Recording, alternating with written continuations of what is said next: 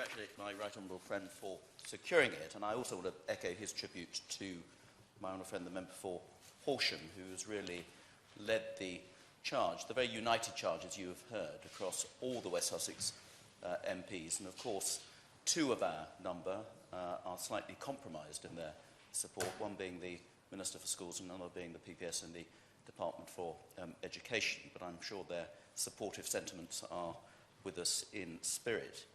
But we are united not just across the members of this House. It's united with the County Council. It's united with every head teacher in every school, in every constituency in West Sussex, and many thousands of parents who have written to us, who have signed petitions, many of whom joined us in presenting a petition to Downing Street just a couple of weeks ago, and in their support for the Worth Less campaign that has originated to flag up the very significant differences in the way that pupils are funded and therefore treated and viewed in West Sussex to so many other parts of the country.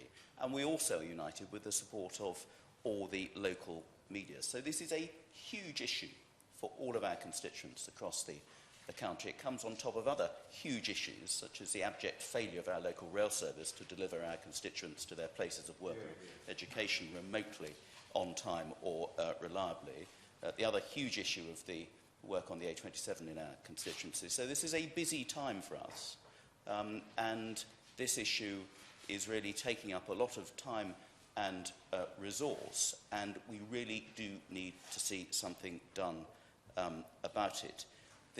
My honourable friend, the member for Horsham, has quite rightly praised the government's efforts in the reform of education over the last 6 years, dragging educational standards in this country into the 21st century. But I'm afraid as it stands at the moment, the way we fund our schools in West Sussex remains resolutely in the 20th century.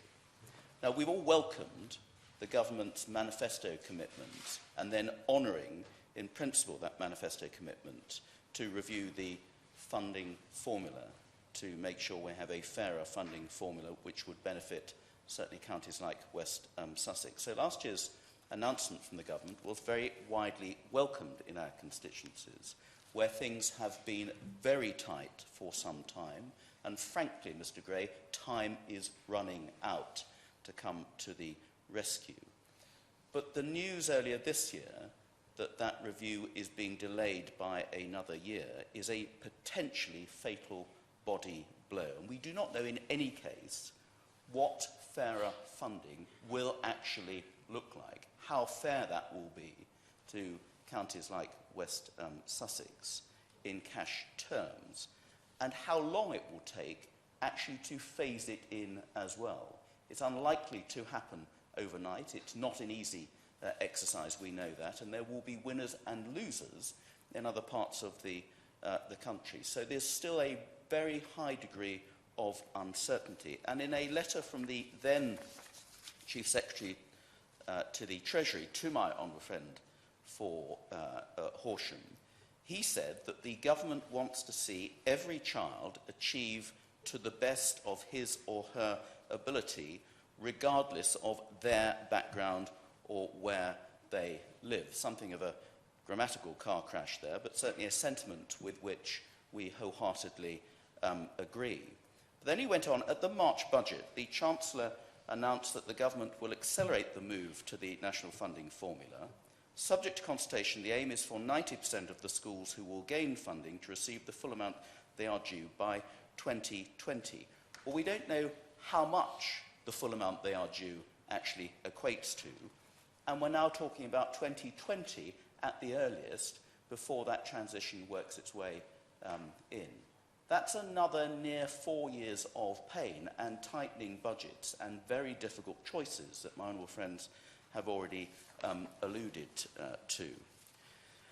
And we've heard the figures, and I won't go through them all again, but it cannot be right that there is such a substantial anomaly between a child funding at £4,196 per annum in West Sussex and the most extreme example of a child in Tower Hamlets being funded for £7,014 per year.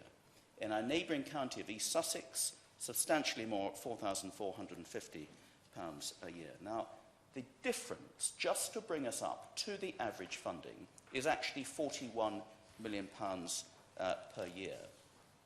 The government, and in the letter from the Chief Secretary to the Treasury, he mentioned an additional £500 million of extra core funding to schools over the course of the spending review. Well, that is welcome. But 40 million, just to get us to the average, represents 8% of that 500 million, which is to be spread amongst the whole country as it is.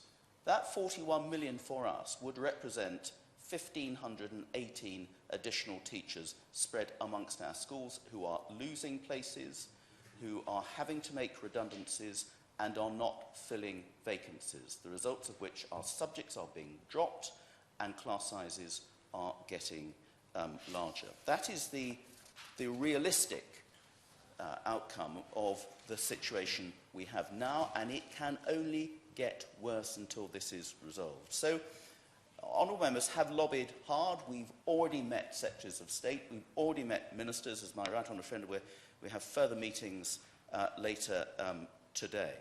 We've met many teachers. We've been lobbied by many teachers and many parents. And I'll just read a few examples of some of the letters from schools. One of the schools in Worthing says, school leaders have made every conceivable cut to our provision, and now we are faced with reducing basic services still further, all to the disadvantage of your child. They're writing this letter to parents.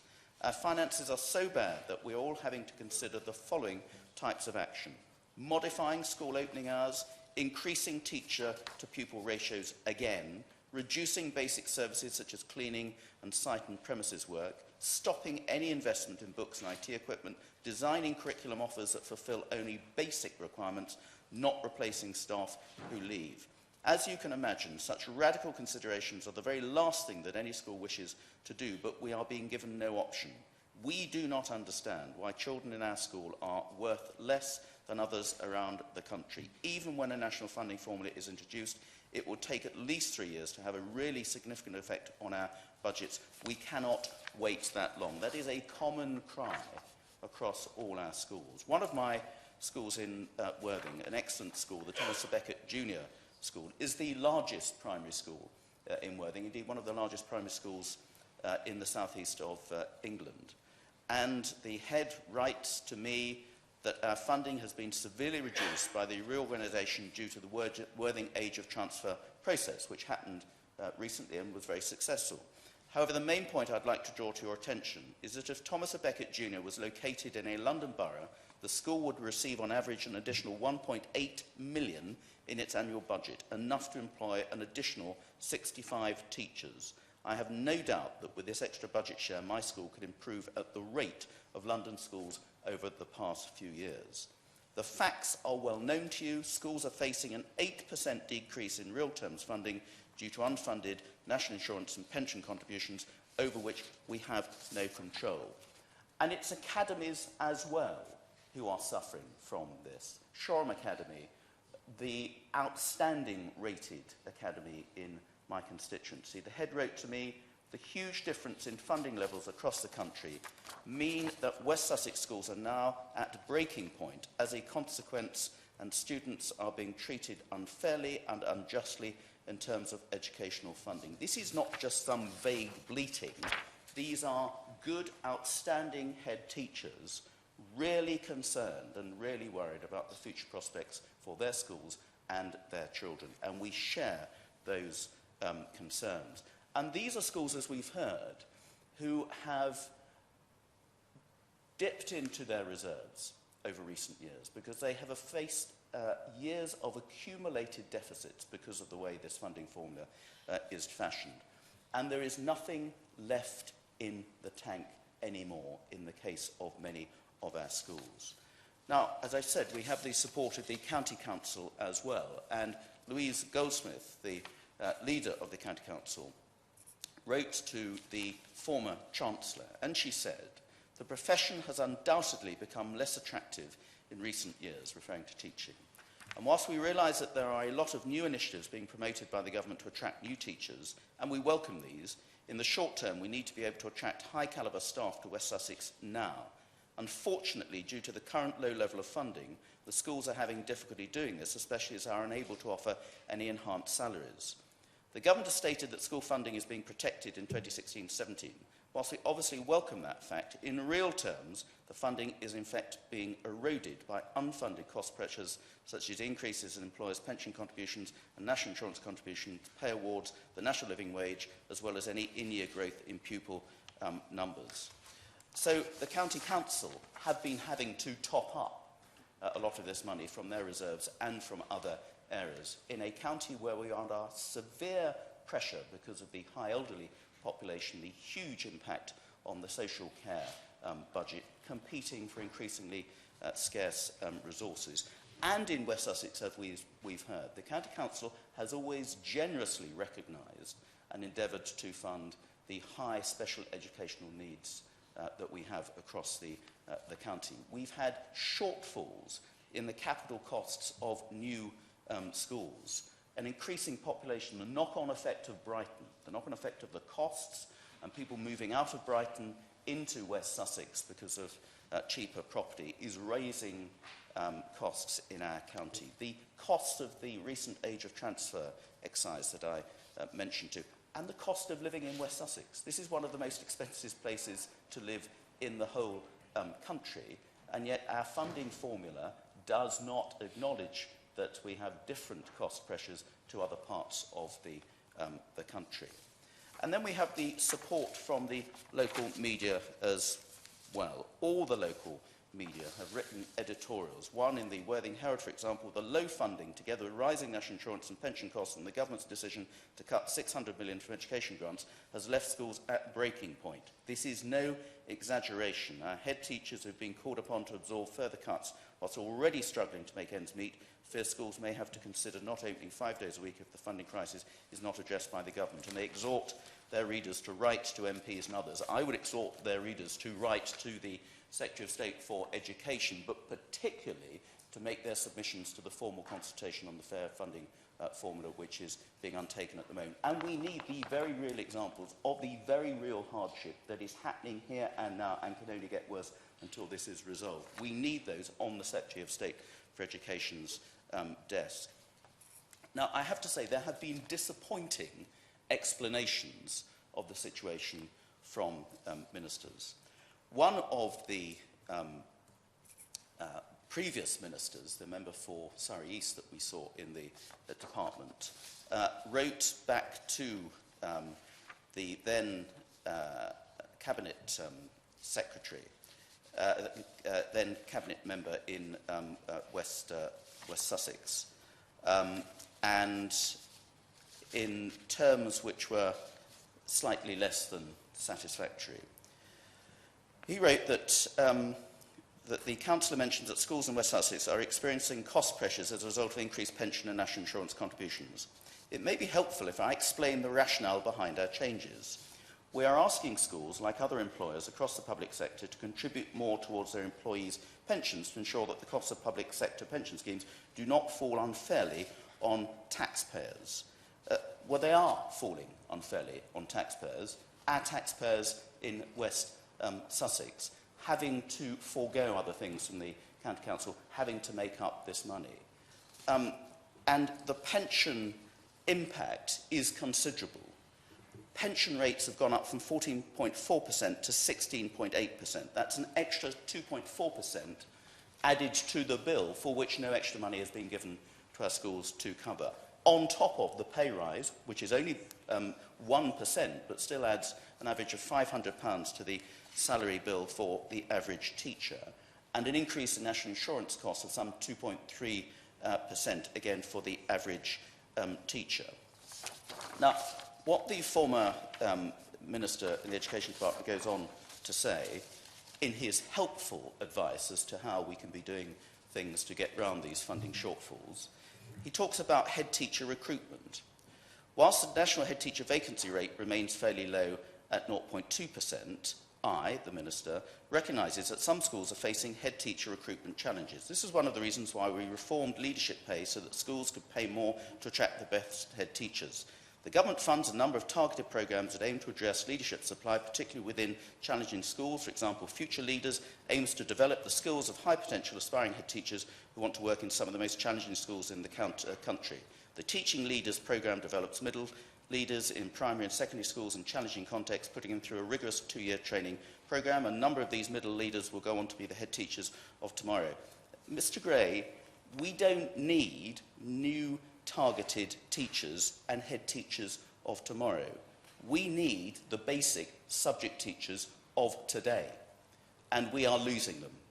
There are massive gaps in teachers to offer foreign languages across many of our schools, for example. They are disappearing from the curriculum. The curriculum choice being offered to our pupils now is shrinking simply because we don't have the teachers, because we don't have the funding to attract them to one of the most expensive counties in the country. So there is no fat left. There is no money left in the reserves. There is virtually no leeway left for our head teachers somehow to juggle these finances. There is an urgent and critical need for this formula change, but an urgent and critical need to recognise that we have a funding shortfall now, and we have to have some help with transitional funding to address that urgent situation now. 41 million shortfall per year. The additional money we've had in the past amounts to 930,000, a fraction of the reality of the funding shortfall we have. Yet again, Mr Gray, West Sussex loses out. We lose out on central government spend on the infrastructure in this county, and yet our county is a large payer of taxes to central revenue. But it's just not fair that our school children should lose out now and their whole future be compromised because we have an unfair funding formula that will still take several years to resolve, and in that time is inflicting potentially huge damage on the life chances of our young people. I do hope the government will again look at the possibility of some way of funding this shortfall with a transitional relief package. And I have to say that it is very hard for us as constituency MPs to support the government's programme on things like grammar schools, with which in principle I certainly have a deal of sympathy, but which will divert funds when we need those funds now to plug gaps in all the schools of whatever type across our county. And frankly, we need the Minister and we need the Secretary of State to look more sympathetically on a dire situation that will only get worse over the next few years.